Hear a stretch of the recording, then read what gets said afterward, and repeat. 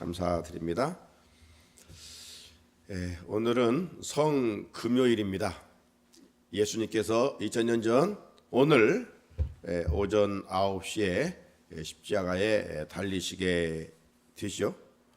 그리고 오후 3시에 운명을 하십니다. 나 위에 고난당하신 주님의 은혜를 더 깊이 묵상하는 하루가 됐으면 좋겠습니다. 예수님의 십자가가 능력이라고 하지만 십자가로만 끝났다면 우리는 예수님을 기억할 이유가 없습니다. 하지만 주님은 약속대로 십자가에 돌아가셨다가 하나님의 능력으로 3일 만에 부활하셨습니다. 그렇게 우리 그리스도인들은 예수님 다시 오시는 날 예의 없이 역전승의 주인공이 될 수가 있습니다. 한편 주님의 부활은 예수님께서 십자가에서 죽으셨기 때문에 일어난 일입니다. 그래서 우리는 고난주간 새벽을 깨우면서 주님의 십자가와 더불어서 역전승의 인물들을 살펴보고 있습니다. 마리아도 살펴봤고 베드로도 살펴봤고 한편 구레네 시몬도 살펴봤고 나아가서 한 행악자도 살펴보았습니다. 오늘 주인공은 십자가 집행자에서 신앙 고백자로, 다르게 표현해보면 로마 군인에서 예수의 군사로, 이렇게 역전승한 로마 백부장에 대해서 살펴보고자 합니다. 여러분, 권력 앞에는 영원한 적도 친구도 없다, 그런 말을 우리가 하지요. 정치판을 보면 정말 냉정합니다. 왜 그럴까요? 다른 정치인들을 짓밟지 않으면 권력을 쟁취할 수 없기 때문입니다. 그래서 있는 말 없는 말 다 쏟아내는 그런 진흙탕 싸움을 하게 되는 것을 볼 수가 있습니다. 그래서 그런지 권력을 잡으면 그 권세가 얼마나 대단한지, 여러분, 아름답게 권력을 잡으면 결과도 좋으련만 서로 싸워 쟁취한 권력인지라 그 권력을 지키기 위해서 백성들은 안중에도 없는 것 같습니다. 여러분, 하나님께서 왜 권력을 주셨습니까? 모든 힘은 기본적으로 섬기라고 주신 거예요. 섬기라고 주신 건데 그 사실을 망각하고 이제 권위주의에 빠져 있는 것이죠. 뭐든지 우리 사회적인 이치는 다 필요합니다. 그죠? 몇 사람만 모여도 맡은 일들이 있기 때문에 회장도 있고 총무도 있고 뭐 다 그렇잖아요. 그런데 이제 나라 살림이라는 것은 더 말할 것도 없죠. 크게 지도층의 입법부, 사법부, 행정부에 많은 지도자들이 있는데 이 권력의 그들의 어떤 위치에, 포지션에 권위는 필요하지만 이 권위 주의는 안 되는 것이죠. 부모의 권위가 있어야 되죠. 그러나 부모의 권위주의에 빠지면 자녀들을 너무나 함부로 해서 자녀들이 기가 죽습니다. 이 뭔가 주의에 빠지면 문제예요. 이 권위주의에 빠지면 주어진 힘으로 약자들을 함부로 하는 것입니다. 여러분, 권력하면 그 옛날 로마 제국을 연상하지 않을 수가 없습니다. 로마 제국이 얼마나 힘이 강하냐라고 했을 때 이 팍스 로마, 힘으로 평화를 지배하는 이런 팍스 로마라는 단어까지 등장하지 않았어요? 한때 로마는 힘으로 세계를 지배했습니다. 그 결과 모든 길은 로마로 통한다. 이런 말까지 만들어졌습니다. 그래서 이 예수님이 오실 때 이스라엘도 로마가 통치를 하고 있었던 것이죠. 우리도 역사적으로 일제 36년에 치욕의 세월이 있었듯이 이스라엘 역시 로마로부터 강력한 지배를 받고 있었을 때 예수님이 인간의 몸을 입고 이 땅에 오셨던 것을 알 수가 있습니다. 그래서 당시 우리가 일본의 지배를 받을 때 일본 군인들이 정치인들이 곳곳에 와서 주둔하고 이 나라를 지배했던 것처럼 로마 정치인들이 이스라엘에 와서 곳곳에 머물러 있었던 것이죠. 예수님이 탄생할 때쯤 로마 황제는 누가복음에 의하면 가이사 아구스도라고 그렇게 기록이 되어 있습니다. 이때 우리가 잘 아는 대로 천하로 다 호적하라 인구조사를 한 것이죠. 유대나라를 통치하던 헤롯 대왕은 에돔 사람으로서 로마 가이사가 세운 지도자였습니다. 그 외에도 이 로마의 군제도 천부장, 백부장 이런 사람들이 이스라엘에 파견되어서 이스라엘 이제 주요 요새에 머물곤 하였던 것이죠. 주둔하였어요.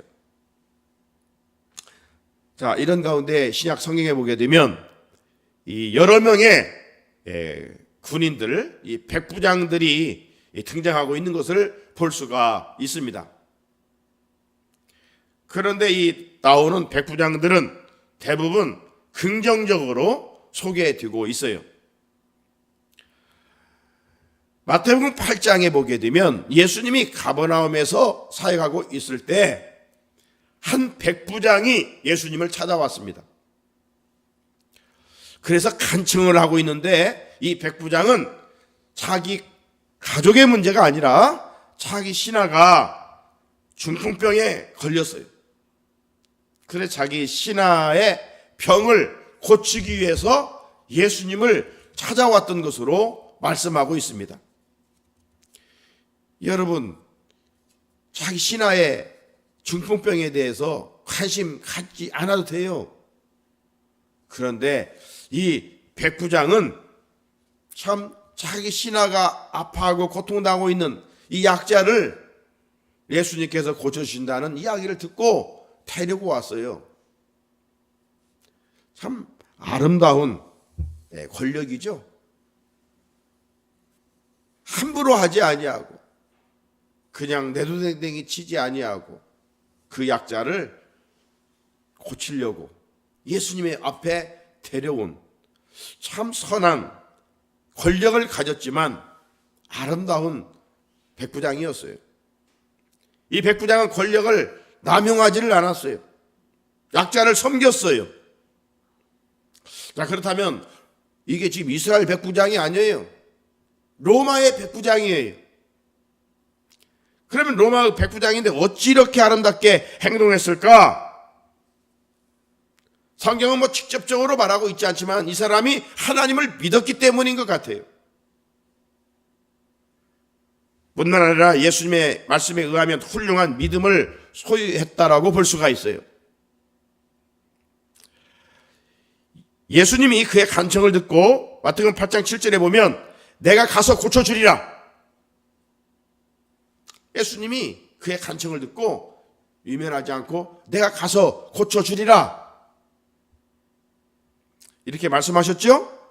그때 이어지는 8절을 보면 백부장은 이렇게 말합니다. 주여, 내 집에 들어오심을 나는 감당하지 못하겠사오니 다만 말씀으로만 하옵소서. 말씀으로만 하옵소서. 그러면 내 하인이 낫겠습니다. 이 보통 믿음입니까? 뭔가 와서 액션을 취해주기를 바라는 것이 우리의 마음이잖아요.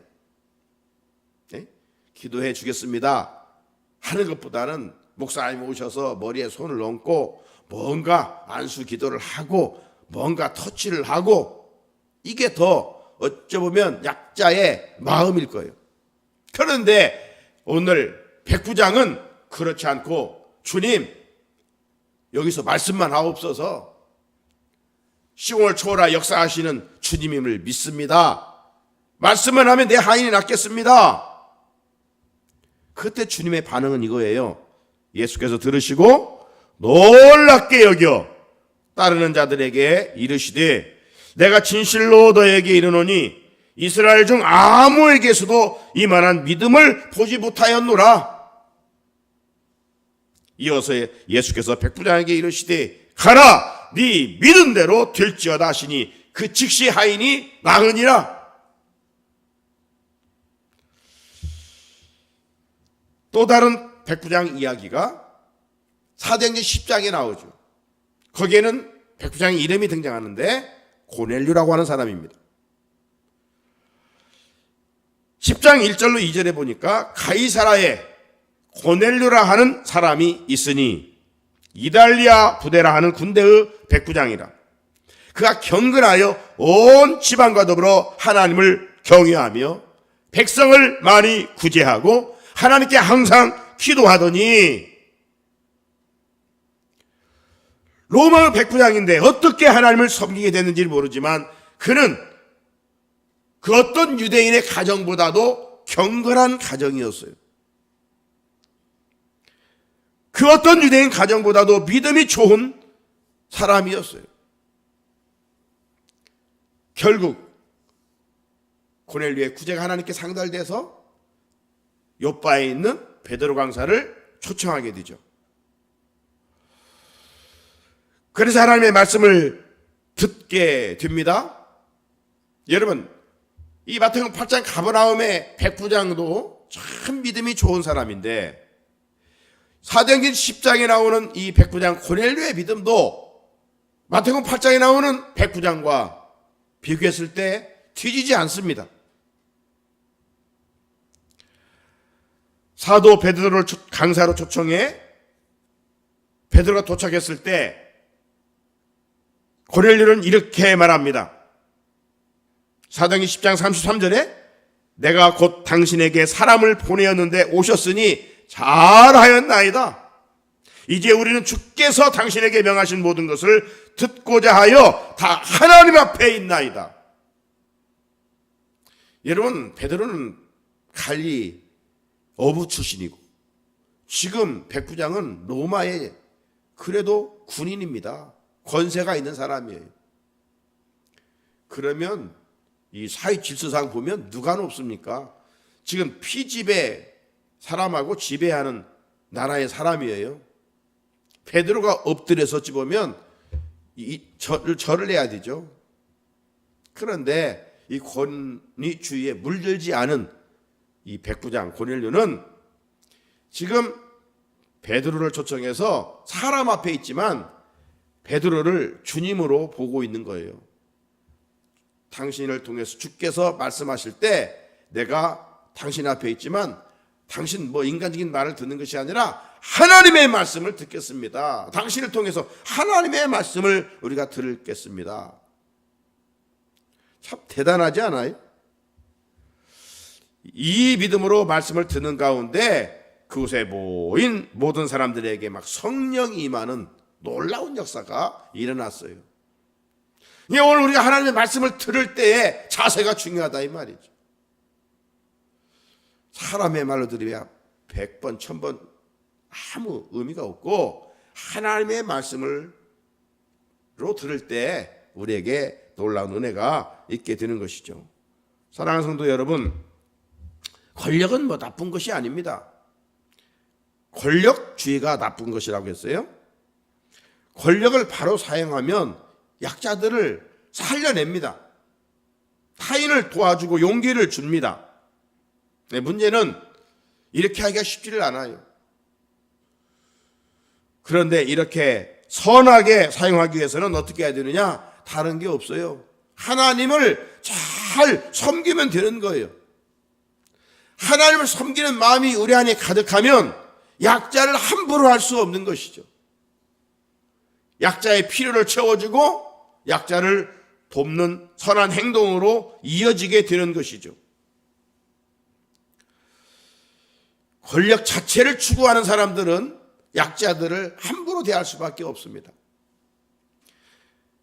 이런 자들은 선거철에만 표를 얻기 위해서 고개를 숙일 뿐 당선 뒤에는 목이 얼마나 뻣뻣한지 모릅니다. 우리나라 정치인 중에는 이런 미성숙한 자들이 많기에 정치가 후진국을 면치 못하고 있어요. 이런 정치인들은 백성들이 어떻게 되든 말든, 요즘 얼마나 어려운 때입니까? 그런데 자기들이 밖에 나갈 그런 밥그릇은 다 챙기고 국민들은 어려운데 자기들 월급 올리는 데는 어떤 건이든지 사사건건 여야 부딪히면서 이런 일은 조용히 통과시키고, 후진국을 면치 못하니까 국민들로부터 정말 왕따를 당하는 집단이 아니에요. 결국 백성들에게만 피해를 가져오게 됩니다. 우리나라 정치가 하루빨리 선진 정치가 되어서 정치인들이 정말로 모습 역할을 해야 되죠.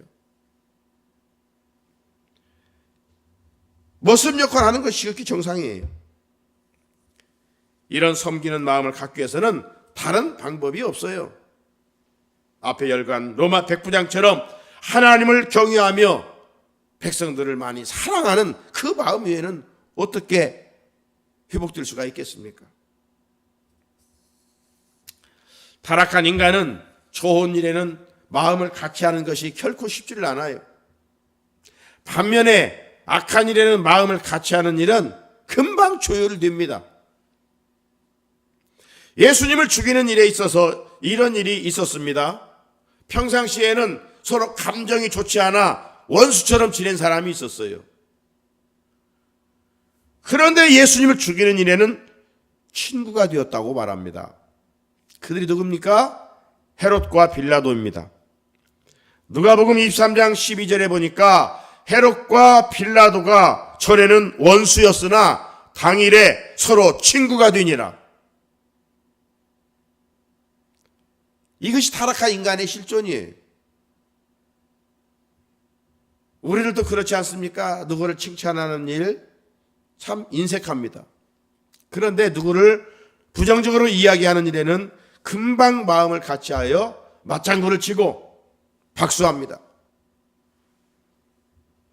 주님은 우리의 이런 육신의 악한 것들을 위해서 십자가에서 오늘 피를 흘리셨습니다. 그리고 죽으셨습니다. 그리고 우리를 주님 안에서 새로운 피조물들로 만들어 주셨습니다. 그렇다면 우리가 새로운 피조물답게 살아야 하지 않겠습니까? 남을 높여주고 칭찬해주고 격려해주고 인정해주는 삶을 살아야 됩니다. 괜히 작은 것 끄집어내어 크게 만들면서 비난하고 원망하고 수근수근 대서는 안 되겠죠. 이처럼 남을 중상 몰아가는 자들은 후손이 복을 받지를 못해요. 자, 2000년 전 오늘 예수님은 빌라도에서 십자가형을 받습니다. 그리고 본격적으로 십자가의 고난이 시작되죠. 예수님은 육체적인 고난을 받았습니다. 십자가를 지고 가실 때 로마 군인들의 손에 들려있던 채찍으로 온몸은 갈기갈기 찢겨졌습니다. 예수님은 형체를 알아볼 수 없을 정도로 맞았습니다. 어제 예수님께서 14곳의 그 비아 돌로로사에 14지점이 있다고 했는데 그 쓰러진 곳들, 그리고 나아가서 이 토리오 성당인가요? 그 예수님의 수의를 보관하고 있는 성당이 있는데 거기를 정밀 검사를 해보면 예수님이 이 상처가 깊은 상처들이 80곳입니다. 로마의 군병들이 사정없이 채찍으로 갈긴 그 흔적들이 40곳, 얕게 몸에 상처를 입은 곳이 80곳, 얕은 것은 40곳이라. 그 수위에 그렇게 과학적으로 분석할 때 나온다고 하지 않습니까? 그게 얼마나 예수님의 몸이 만신창이 됐는가를 알 수가 있습니다. 얼마나 힘들었으면 젊은 예수님이 십자가를 짊어질 수가 없었을까요? 왜냐하면 그들이 그토록 잔인하게 때린 이유는 십자가형에 처한 자들은 가장 잔인한 쥐수라고 로마 군인들이 생각했기 때문입니다. 그리고 십자가를 짊어지고 목적지까지 가면 죽을 인생인데 뭘 봐줄 일이 있겠습니까? 그래서 사정없이 납덩이와 동물뼈가 달린 채찍으로 휘어 갈긴 것이죠. 그때 우리 주님은 얼마나 아프셨을까? 우리와 똑같은 인성을 가지신 우리 예수님이 얼마나 고통스러웠을까? 하지만 예수님은 끝까지 침묵하면서 골고다까지 올라가 마침내 십자가에 달리셔서 고난을 당하셨습니다.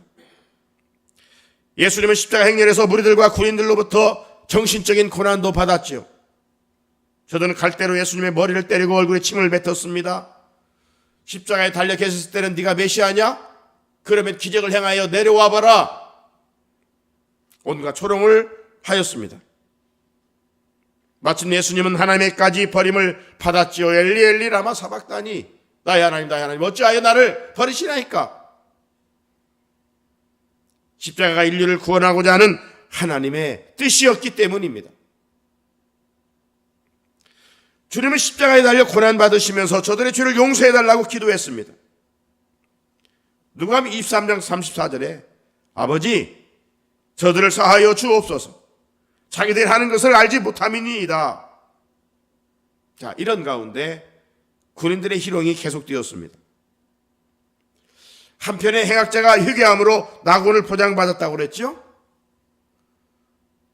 예수님의 십자가 행렬을 처음부터 끝까지 집행했던 백부장은 예수님의 모습을 가장 가까이에서 지켜보았습니다. 오전 9시 예수님께서 십자가에 달리셨습니다.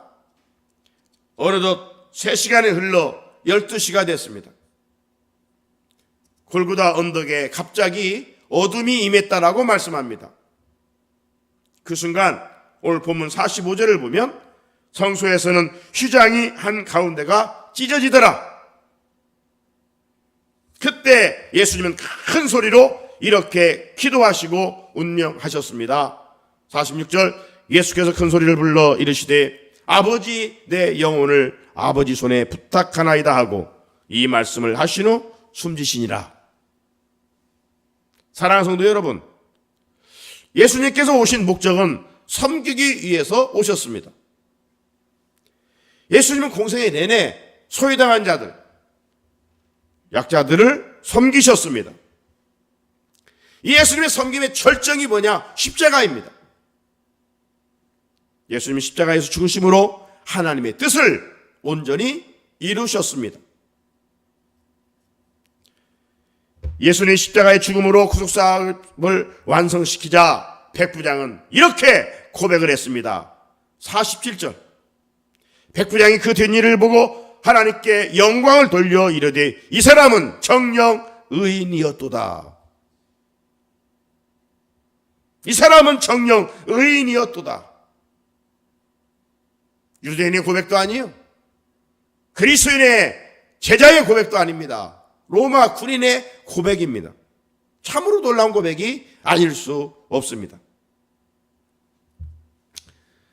성경에는 예수님에 대한 신앙을 고백한 사람들이 여러 명 나오죠.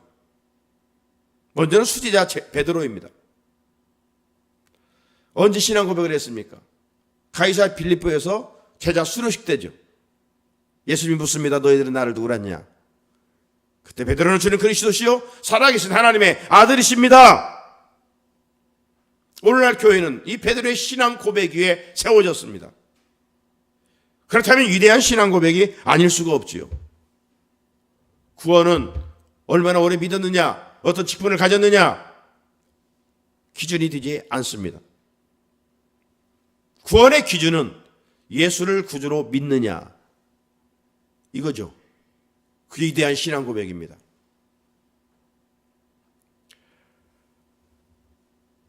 베드로의 신앙 고백을 나의 신앙으로 고백할 때입니다. 주는 그리스도시요 살아계신 하나님의 아들이십니다. 무슨 말이에요? 예수님은 나의 구원자이시고 하나님이심을 믿는다는 것이죠. 이 믿음을 대전제로 신앙생활할 때 우리는 천국에 입성할 수가 있습니다. 하지만 이 신앙 고백이 결핍된 상태에서 아무리 많은 일을 할지라도 주님은 내가 너를 모른다. 우리가 주의 이름으로 무엇을 했습니다. 악한 자들아 내게를 떠나가라. 주님은 냉정하게 심판하십니다. 또 하나의 위대한 신앙 고백은 제자 도마입니다. 도마는 우리가 잘 아는 대로 의심이 많은 제자였지요. 부활하신 예수님이 제자들을 찾아가서 만났습니다. 그때 어찌된 일인지 도마가 없었어요. 시간 흐르는 도마가 제자들에게 왔을 때 부활하신 예수를 만난 제자들이 도마에게 말합니다. 우리가 부활하신 예수를 만났다. 그러니까 도마가 믿지를 못하지요. 죽은 예수님이 어떻게 살아나냐? 너희들이 무슨 꿈꾼 이야기를 하고 있느냐? 환영을 보았느냐? 너희들이 정말 예수를 사랑하다 보니까 헛개비를 보는구나. 믿지를 않는 거예요. 도마는 우리의 믿음 없는 모습을 대변해 주는 것은 아닌지요. 믿는다고 하면서도 아직 부활신앙이 흔들리는 자들이 있습니다. 하지만 주님은 꾸짖지 아니하시고 다시 나타나 만나 주셨습니다. 8일이 지난 후 부활하신 예수님은 의심 많은 토마에게 나타나셔서 이렇게 요한복음 20장 27절에서 말씀합니다. 토마에게 이르시되 네 손가락을 이리 내밀어 내 손을 보고 네 손을 내밀어 내 옆구리를 넣어보라. 그리하여 믿음 없는 자가 되지 말고 믿는 자가 되라. 그때 도마도 위대한 신앙 고백을 하게 됩니다. 도마가 대답하여 이르되 나의 주님이시요 나의 하나님이시니이다. 나의 주님이시요 나의 하나님이시니이다. 도마의 고백은 베드로의 고백과 다르지 않습니다. 우리 중 아직도 예수님의 부활이 희미하신 분은 없습니까? 그런 자에게 주님은 이렇게 격려의 말씀을 하십니다. 요한복음 20장 29절 예수께서 이르시되 너는 나를 본고로 믿느냐? 보지 않고 믿는 자들은 복되도다 하시니라. 의심 많아 보여달라고 하면 주님은 보여주십니다. 하지만 보지 않고 믿는 자는 더 복되도다는 것이죠. 우리는 이 믿음으로 여기까지 왔습니다. 의심은 마귀가 주는 마음이요 확신은 우리 주님이 주시는 마음입니다. 나의 주님이요 나의 하나님. 도마의 신앙 고백이 우리의 신앙 고백이 되기를 축복합니다. 끝으로 또 하나 위대한 고백이 바로 주님의 십자가와 관련한 백부장의 신앙 고백입니다. 오늘 47절에서 백부장이 그 된 일을 보고 하나님께 영광을 돌려 이르되 이 사람은 정녕 의인이었도다. 이 사람은 정녕 의인이었도다. 마태는 백부장이 예수님을 향해 이는 진실로 하나님의 아들이었도다 이렇게 기록하고 있습니다. 백부장은 로마 군인입니다. 예수님과 두 행악자의 십자가형을 책임진 사람입니다. 이번 일을 순조롭게 잘 진행하면 진급도 할 수 있는 기회가 주어진 것입니다. 백부장에서 천부장이 될 수가 있습니다. 그런데 이제는 백부장은 나는 가이사가 주가 아니다. 이제는 십자가에 달리신 예수가 나의 주님이시다. 이런 고백입니다. 이제 어떻게 보면 이 고백은 다른 사람이 소문이 들려서 가이사에게 더 높은 사람들에게 들어간다면 이제 이 백부장은 목숨도 잃을 위기에 처한 것입니다. 그렇게 해서 인간의 눈으로 보면 실패를 자초한 셈입니다. 이제까지 책임을 잘 했다가 마지막에 그 일을 지금 그르치고 있어요. 하지만 이것은 불완전한 인간의 시각이요. 완전하신 하나님 보실 때 백부장은 역전승한 주인공이 됐습니다. 무명의 백부장은 십자가 집행자에서 위대한 신앙 고백을 하게 된 사람이 되었어요. 사랑하는 성도 여러분, 성금요일 아침입니다. 주님의 십자가 고난을 묵상하면서 백부장의 신앙 고백을 깊이 생각해 보면서 우리의 기도로 이어갔으면 좋겠습니다. 우리의 신앙생활에서 중요한 것은 종교 활동이 아닙니다. 진실한 신앙 고백입니다. 2000년 전 오늘 오전 9시에 십자가에 달리신 예수님을 주님으로 고백해야 합니다. 바라기는 베드로처럼, 도마처럼, 오늘 본문의 주인공 로마 백부장처럼 주는 그리스도시요 살아계신 하나님의 아들이십니다. 이는 정령 의인이었도다. 이는 정령 하나님의 아들이었도다. 이런 믿음의 고백이 있을 때 우리는 훗날 주님 앞에서 역전승의 주인공이 될 줄로 믿습니다. 주님 안에 있는 우리는 영원한 승리자입니다. 할렐루야. 아멘.